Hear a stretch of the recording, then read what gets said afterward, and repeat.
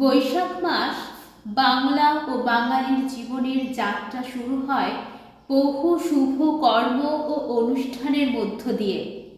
সেই সকল স্মরণীয় অনুষ্ঠানের অন্যতম হল রবীন্দ্র স্মরণ। বৈশাখের প্রথম দিন থেকে এর সূচনা, পূর্ণতা 25শে বৈশাখে।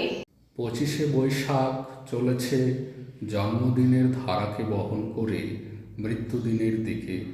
সেই চলতি আসনের উপর বসে কোনো কারিগর গাচ্ছে ছোট ছোট জন্ম মৃত্যুর সীমানায় নানা রবীন্দ্রনাথের একখানা মালা।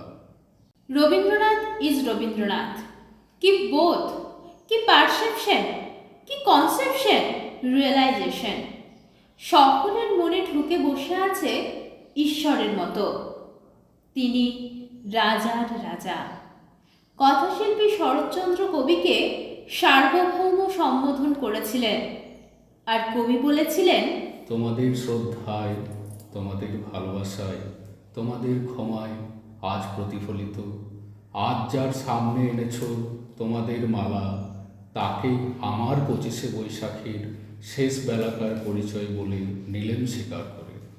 তবুও হাজার হাতে হাওয়া দেয় ডাক, কোথায় মাটির স্বপ্নে শিলীভূত 25শে বৈশাখ? কোথায় আকাশে বাজে সোনার শরৎ?